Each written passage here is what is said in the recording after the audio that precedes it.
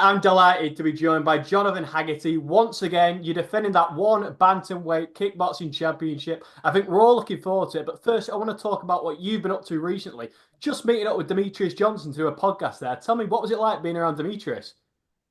Yeah, it's an amazing experience. Just being in his presence is an honor. Such a young age, growing up watching the MMA sport.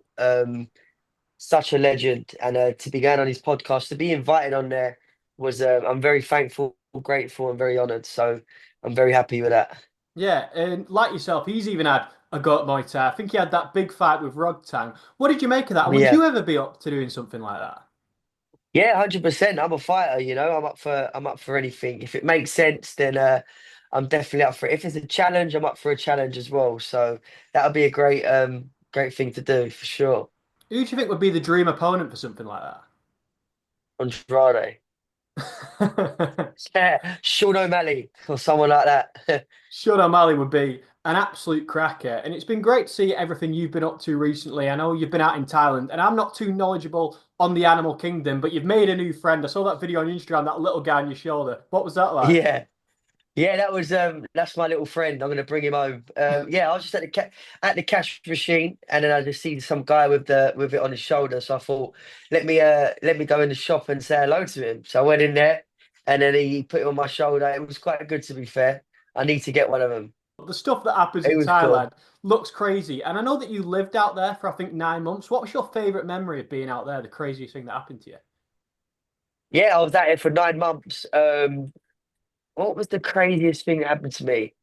Probably getting hit by a motorbike.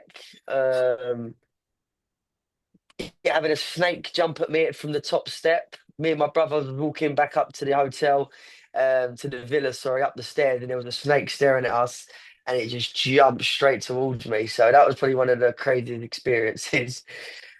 And it's been amazing to see you. Obviously, you've gone out to Thailand, you've experienced so much, achieved so much in Muay Thai. But I know that deep down, you're still that Chelsea fan from London, and Chelsea's such a big part of your life. If you could compare your fighting style to that of a football style of one of the Chelsea legends, who do you think you'd go for?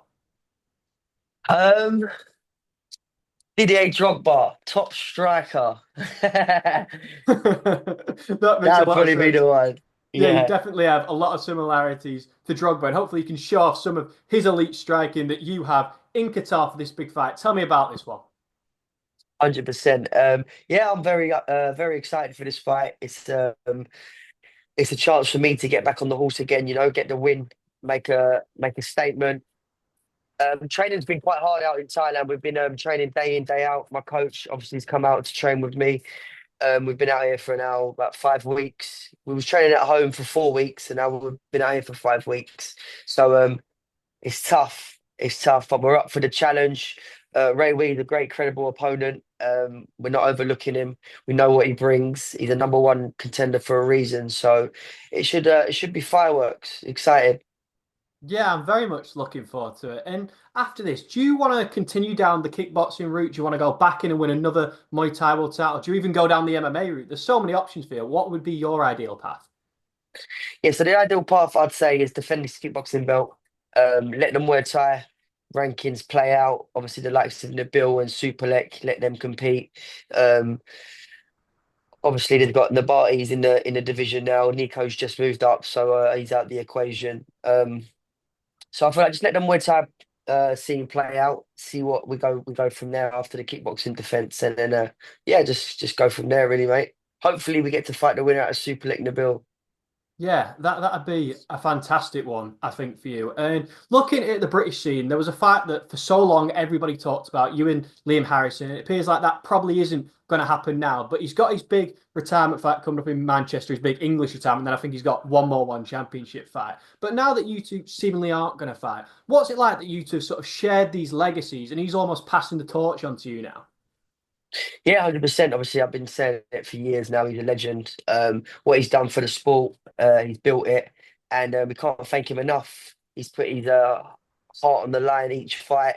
Even when he wasn't getting paid, he was getting paid pennies. He was still out there grinding, fighting, just for the love of the sport. So yeah, obviously there's respect there with him, and all the best for his next fight. And I'll definitely be tuning in and watching.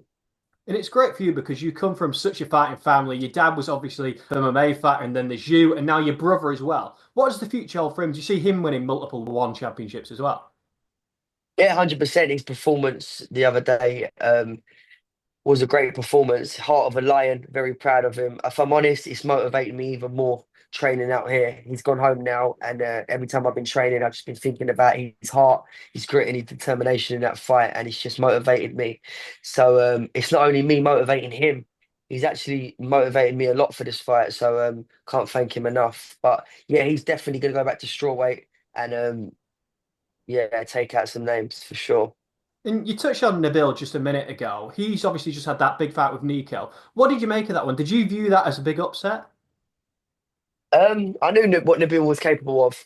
I think everyone was overlooking him. Nico was overlooking him as well. Um, I think they were definitely overlooking him.